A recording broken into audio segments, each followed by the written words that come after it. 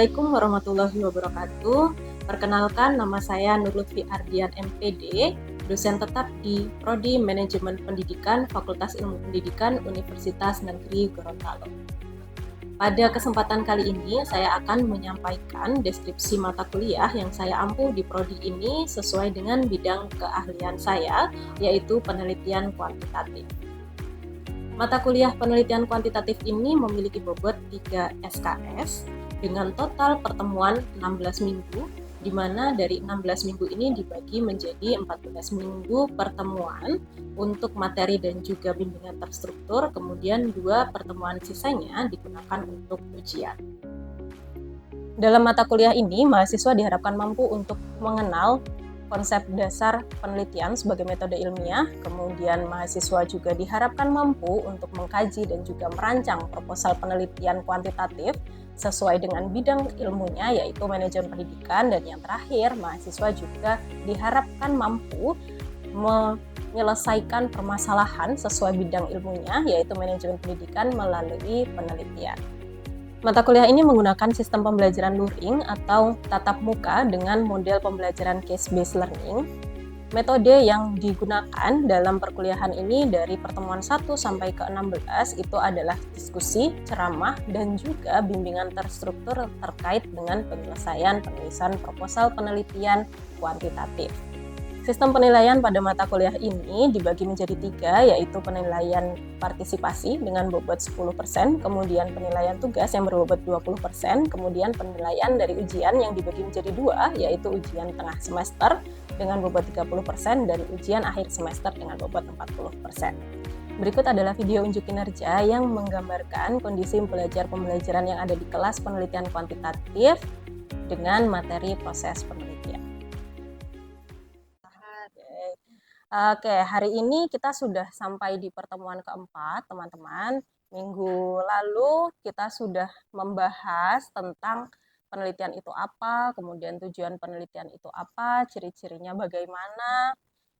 Nah, hari ini sebelum masuk ke materi, saya presensi dulu. Nurul Aini, hadir Ibu. Sukma Pratiwi, Nurhayati Hasan, Marwianusi, Laila Juma, Amarullah bin Effendi, Afin Zalatif, Rianto Dude, Faradila Desi Angio, Nihelawati Mujidu. Oke, baik. Oke, selanjutnya teman-teman, karena pertemuan lalu kita sudah membahas konsep dasarnya penelitian, kali ini kita akan membahas tentang proses penelitian. Oke. Sebelum kita masuk ke materi, apa yang muncul di benaknya teman-teman ketika ada kata proses penelitian? Saya Ibu. Ya, silakan Nurul Aini. Baik, jadi proses penelitian adalah serangkaian langkah yang dilakukan secara sistematis oleh peneliti untuk memperoleh data yang dimana data itu akan menjawab pertanyaan dari si peneliti atau menjawab dari rumusan masalah dari si peneliti. Itu saja dari saya. Ada yang lain? Saya sepakat dengan apa yang Nurul Aini ulaskan. Sedikit tambahan mengenai proses penelitian itu, setelah saya baca-baca dari beberapa artikel, proses penelitian itu dimulai pastinya dari identifikasi masalah dulu, Bu. Selanjutnya kita akan merumuskan masalah apa yang akan kita bahas dalam penelitian tersebut. Setelah kita merumuskan masalah apa yang akan kita bahas, barulah kita meninjau kembali pustaka-pustaka yang ada yang tersedia. Dan itu variatif, bisa dari buku, penelitian-penelitian terdahulu, ataupun artikel-artikel ilmiah. Setelah mendapatkan gap dari penelitian-penelitian tersebut, barulah kita bisa menentukan metode apa yang akan kita pakai dalam melakukan penelitian tersebut. Dengan menggunakan metode tersebut, barulah kita bisa mengambil data atau mengumpulkan data untuk dibahas dan dibuat menjadi kesimpulan. Oke, baik. Cukup bagus. Sudah saling melengkapi ya jawaban dari Afin dan juga Aini. Oke, jadi betul tadi yang sudah disampaikan oleh Aini, disampaikan oleh Afin, bahwasanya yang namanya proses penelitian itu adalah serangkaian langkah yang terstruktur, sistematis, yang artinya dari langkah-langkah ini itu harus betul-betul dilakukan secara urut gitu. Jadi tidak boleh ada yang tertinggal, tidak boleh ada yang terlewati gitu. Nah,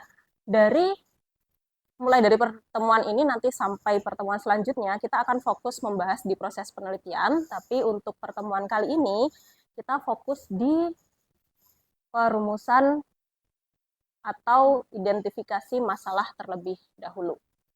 Nah, perumusan masalah ini teman-teman, atau identifikasi masalah ya disebutnya. Identifikasi masalah ini penting karena dalam penelitian kuantitatif pada khususnya kita menggunakan dasar itu masalah. Jadi apa yang mau diteliti itu berangkatnya dari masalah terlebih dahulu gitu. Jadi bukan kita mengada-adakan masalah, tapi memang masalah itu sudah kita kaji, entah itu secara teoritis begitu ya, atau kemudian dari fenomena, dari 3 cara ini, fenomena, research gap, ataupun teori gap, jadi sudah bisa dipastikan bahwa masalah itu betul ada gitu. Nah, cara mencari masalahnya, ini ada fenomena, kemudian ada research gap, kemudian ada teori gap.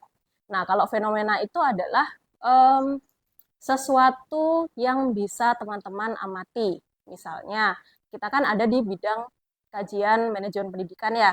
Nah, di manajemen pendidikan itu sedang ada isu apa yang hangat diperbincangkan misalnya. Nah, itu dari fenomena. Kemudian research gap misalnya, yang namanya gap itu kan kesenjangan ya. Jadi kesenjangan penelitian.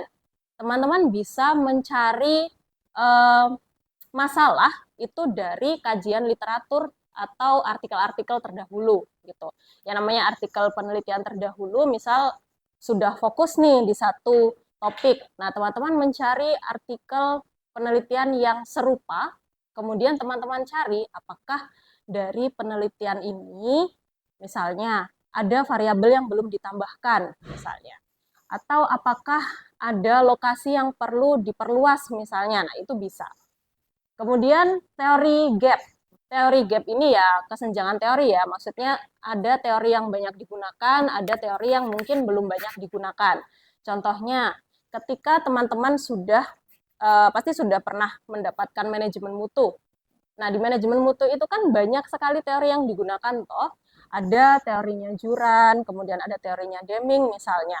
Nah, itu teman-teman amati kira-kira teorinya siapa nih yang belum banyak digunakan. Nah, itu bisa teman-teman gunakan. Itu sudah masuk ke dalam teori gap. Nah, cuman dalam penentuan ini, teman-teman, banyak sekali oknum-oknum gitu ya, yang untuk proses penelitian kuantitatif itu mulainya dari menentukan lokasi terlebih dahulu. Nah, itu sebetulnya tidak disarankan ya, karena kalau kita sudah ngetek lokasi dulu, misalnya, oh aku mau nih di SMP 6 misalnya, karena SMP 6 dekat dengan rumah misalnya, atau aku mau nih di SMA 3 misalnya, karena saya dulu alumni di situ misalnya. Nah, kalau kita ngetek duluan lokasinya, itu banyak kemungkinan yang dikhawatirkan adalah kita mengada-adakan masalah. Misal sebetulnya masalah ini tidak ada di situ. Contohnya, sudah ngetek lokasi nih di SMA 3 misalnya. Kemudian, oh kayaknya aku mau meneliti hubungan motivasi siswa dengan prestasi belajar siswa, misalnya gitu. Padahal di SMA 3, kondisi motivasinya siswa baik-baik saja pertama. Kemudian yang kedua, prestasi belajarnya juga tidak ada gangguan. Berarti kan tidak ada masalah toh. Nah, itu yang dikhawatirkan kita akan mengada-adakan masalah yang sebetulnya tidak ada di situ. Itu makanya disarankan untuk kita mencari masalahnya dulu, nanti lokasi gitu. Lokasi itu biasanya bisa mengikuti gitu. Karena kalau kuantitatif itu sebetulnya tidak bisa hanya satu lokasi saja gitu toh. Jadi karena fokus akhirnya nanti adalah untuk menggeneralisir, jadi disarankan tidak menggunakan satu lokasi saja. Kita lanjut. Nah, ini ada bagan proses penelitian. Barangkali ada yang mau berkontribusi menjelaskan? Ibu saya. Ya, Sukma, silahkan. Baik, Jadi dari proses penelitian itu berangkat dari masalah. Jadi masalah yaitu titik awal dari proses penelitian. Yang kedua itu masalah terbagi menjadi dua. Yang pertama ada proses teoritik, yang kedua ada proses empiris. Nah, di proses teoritik itu ada namanya hipotesis.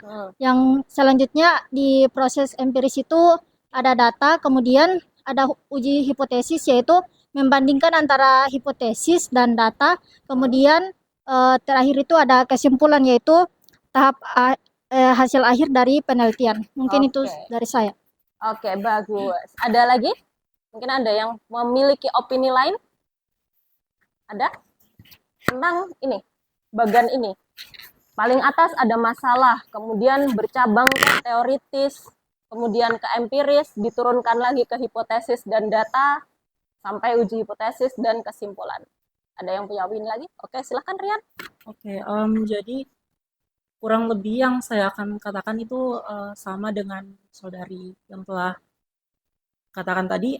Yang pertama itu kita mulai dari masalah. Jadi dalam proses penelitian itu yang seperti yang telah Ibu katakan sebelumnya bahwa kita berangkat dari masalah terlebih dahulu. Kemudian dari masalah itu dia terbagi menjadi dua proses lagi. Ada yang namanya proses teoretik, yang dimana itu adalah proses yang mengambil dari teori-teori dan juga proses empiris yang berdasarkan pada indera atau data yang bisa kita peroleh. Nah, di proses teoretik itu dia menghasilkan hipotesis atau penarikan kesimpulan sementara terhadap apa yang dikaji dalam penelitian tersebut. Kemudian untuk proses empiris itu dia menghasilkan data. Seperti yang telah saya katakan sebelumnya bahwa proses empiris itu dia berdasarkan dari indera, jadi dia mengumpulkan data-data bentuk fisik ataupun baik itu soft file ataupun hard file yang akan dimasukkan ke dalam proses penelitiannya. Kemudian di antara kedua hasil dari dua proses tersebut yaitu hipotesis dan juga data akan diadakan uji hipotesis untuk membandingkan kedua hasil tersebut. Kemudian pada akhirnya itu akan menjadi kesimpulan yang membawa hasil dari masalah yang diangkat dalam proses penelitian. Oke, kira-kira mungkin itu saja yang dapat saya sampaikan, Bu. Oke, bagus. Jadi dari yang disampaikan Sukma dan juga yang disampaikan Rian tadi sudah cukup membahas ya, sudah cukup menggambarkan bagian ini tuh menjelaskan tentang apa. Jadi kalau teman-teman lihat yang namanya masalah ya, itu kan ada di paling atas. Berarti proses penelitian ini dimulai dari masalah. Kemudian selanjutnya diproses melalui teoritis dan juga empiris. Teoritis ini mulai dari pengkajian pustaka misalnya, teman-teman membaca literatur, teman-teman baca buku, ataupun hasil-hasil penelitian sebelumnya misalnya, itu bisa masuk di proses teoritis. Nah, nanti dari hasil-hasil penelitian sebelumnya itu, teman-teman bisa turunkan ke hipotesis. Jadi hipotesis tadi itu kan disampaikan penarikan kesimpulan sementara, gitu. Nah, proses teoritis ini dibarengi dengan proses empiris. Jadi ada pengumpulan data. Dari pengumpulan data itu digunakanlah atau dilakukanlah uji hipotesis untuk membuktikan hipotesis yang teman-teman kembangkan ya di proses teoritik itu betul atau tidak, diterima atau ditolak. Nah, itu nanti ada di statistika ya, diterima atau ditolak. Nah, nanti dari uji hipotesis atau analisis data gitu ya. Dari analisis data ini nanti kita akan mendapatkan kesimpulan. Nah, kesimpulan ini adalah kesimpulan yang bisa digeneralisir. Artinya kesimpulan ini memang bisa digunakan oleh pihak-pihak lain yang mungkin karakteristiknya sama. Seperti itu. Jadi secara sederhana ya proses penelitiannya ya seperti ini, mulai dari masalah, kemudian penyusunan teoritis, kemudian empirisnya seperti apa, sampai nanti di kesimpulan. Gitu. Oke, sampai di sini bisa dipahami? Oke, ada yang mau ditanyakan sebelum lanjut? Ya, silakan. Bagaimana kita menentukan masalah, terutama di manajemen pendidikan? Oke, baik. Jadi cara menentukan masalah bisa juga dengan 3 cara tadi ya. Jadi sebelum itu, kalau dari saya biasanya begini, kami itu punya topik atau kami itu punya roadmap penelitian yang kalau ini mau diposisikan ke kalian, berarti kalian sudah ada nih di kajian ilmu manajemen pendidikan.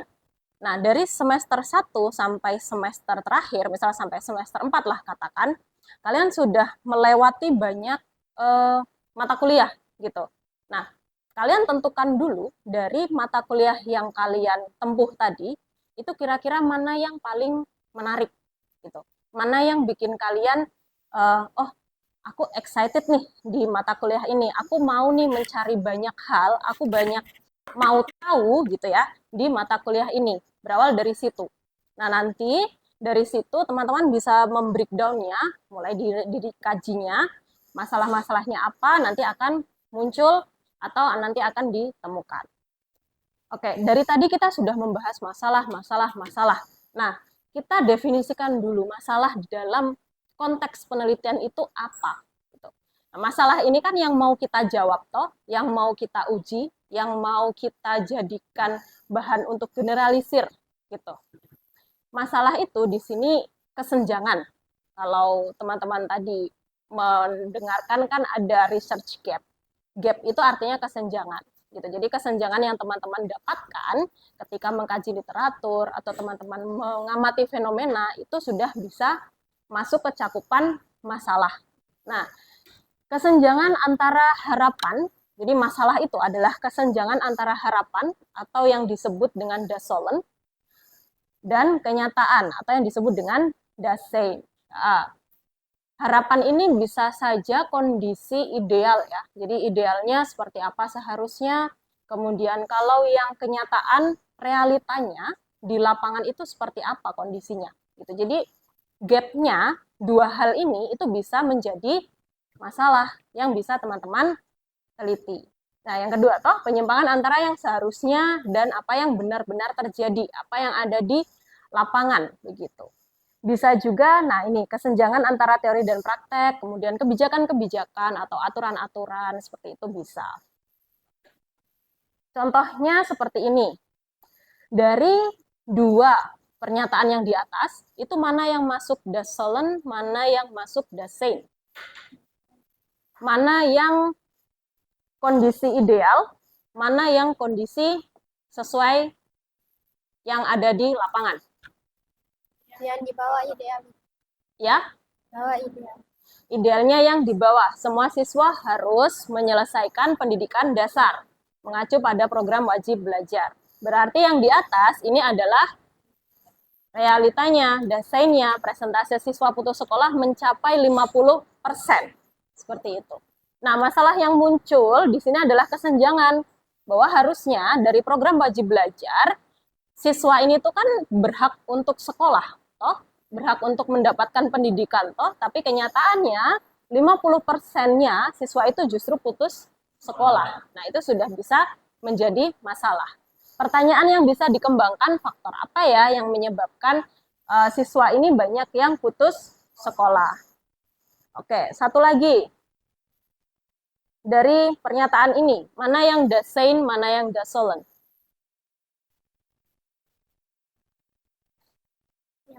Yang atas itu Dasein atau Dasolen? Apa? Yang atas Dasein. Oke, yang bawah Dasolen. Jadi guru diwajibkan atau dituntut ya untuk bisa memanfaatkan teknologi dan informasi sesuai dengan kebijakan kurikulum Merdeka. Tapi ternyata survei awalnya justru menunjukkan bahwa 60% guru itu belum mampu menggunakan platform digital. Nah, pertanyaan yang muncul adalah apakah terdapat pengaruh kompetensi digital guru terhadap pelaksanaan pembelajaran daring di SMP se-Kota Gorontalo kah atau se-Kabupaten Limboto kah? Kabupaten Gorontalo. Nah, kriteria masalah penelitian. Masalah penelitian merupakan bidang masalah dan topik yang menarik. Oke, jadi begini.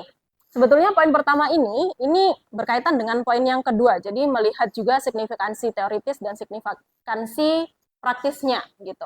Nah, bidang masalah dan topik yang menarik ini, kalau di kita ya, di manajemen pendidikan, kita itu memiliki beberapa substansi manajemen pendidikan. Nah, biasanya untuk levelnya S1 ini adik-adik ini banyak mengulang topik tapi hanya dibedakan lokasinya atau dibedakan jangkauannya saja gitu.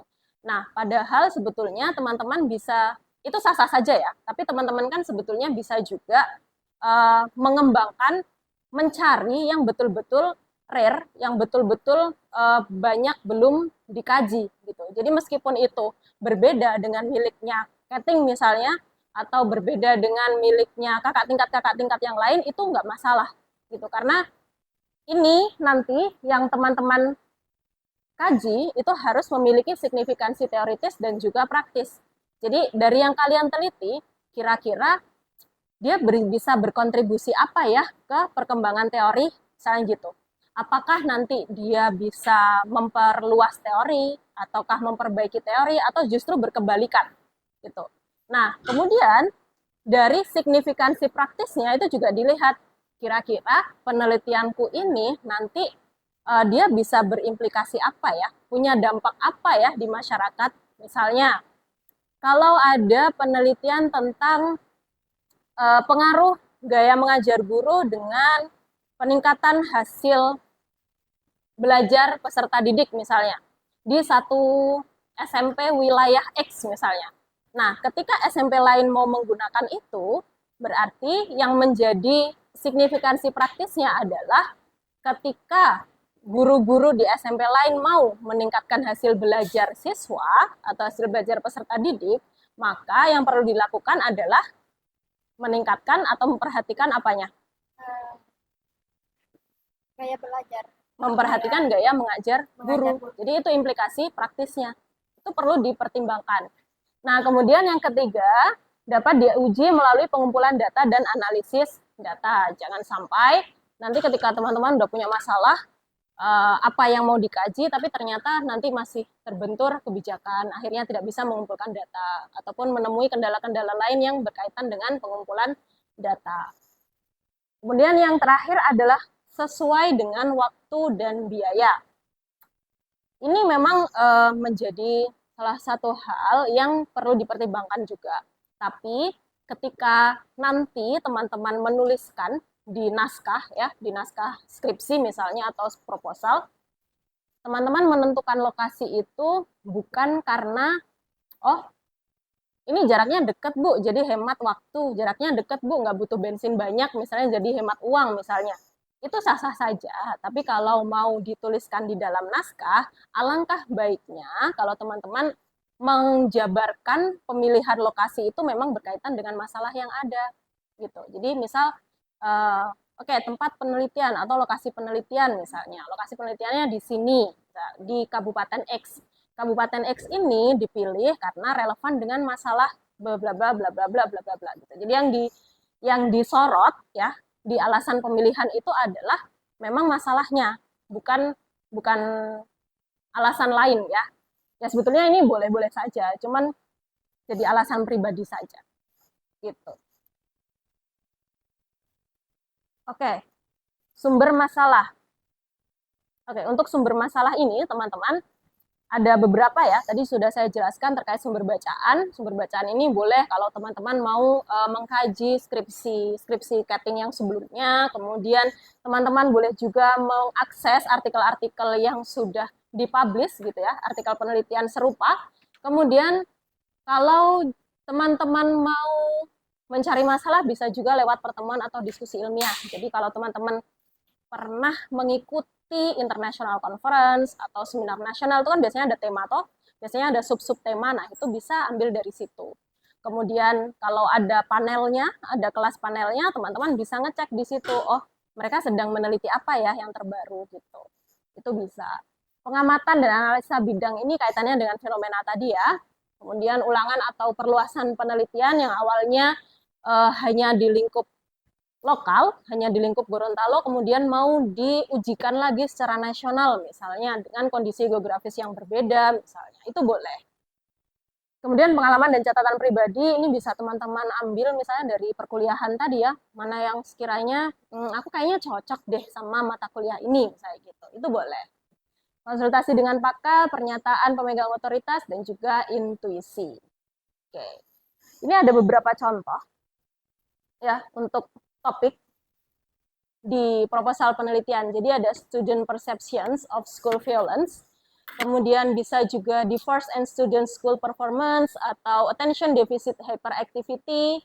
Kalau di kita biasanya involvement of single parents, ini kaitannya dengan pelibatan orang tua atau partisipasinya masyarakat. Begitu. Nah, nanti di pertemuan ini teman-teman, kita kan outputnya adalah harus punya proposal nanti di pertemuan ke-16 ya. Nah, outputnya proposal ini saya tidak ingin teman-teman mengerjakannya SKS gitu. Jadi saya di sini akan memfasilitasi teman-teman untuk mengerjakan itu bertahap gitu. Jadi minggu ini teman-teman tugasnya cari dulu masalah apa yang mau dikaji di dalam penelitiannya gitu. Nah, ini tagihannya minggu depan ya. Jadi minggu depan ketika kita mau membahas latar belakang, rumusan masalah dan tujuan penelitian, teman-teman itu sudah punya masalah ini yang mau dikembangkan gitu. Masalah ini ada dulu, nanti kita susun di latar belakang, kita turunkan di rumusan masalah, kita turunkan lagi di tujuan penelitian. Nanti tugas ini akan kontinu, nanti minggu depan ketika latar belakang sudah selesai, minggu depannya lagi kita masuk ke kajian pustaka, dan seterusnya. Gitu ya.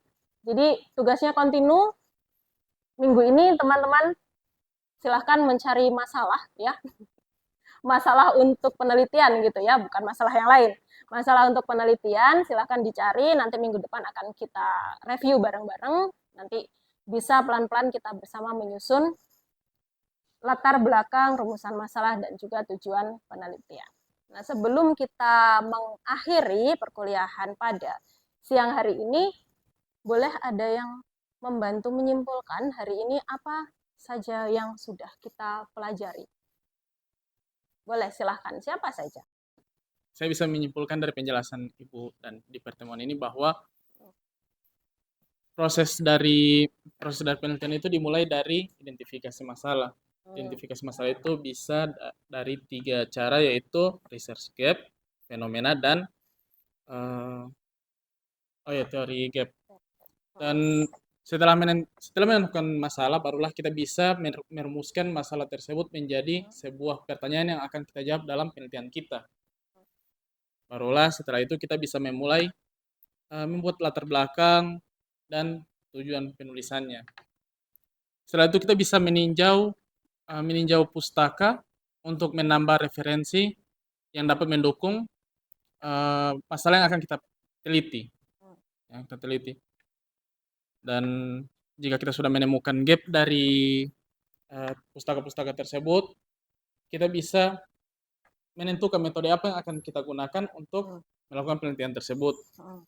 Barulah kita bisa dengan menentukan metode-metode tersebut, kita bisa melakukan penelitian tersebut dan mengumpulkan data untuk menjawab pertanyaan penelitian kita. Setelah itu kita bisa membuat kesimpulan dari apa yang sudah kita teliti. Oke, baik. Terima kasih, Afin. Oke, teman-teman. Sekian kesimpulan dan juga pertemuan kita pada siang hari ini. Terima kasih sudah berkenan hadir. Tugasnya jangan lupa ya. Saya akhiri, selamat siang. Wassalamualaikum warahmatullahi wabarakatuh. Waalaikumsalam.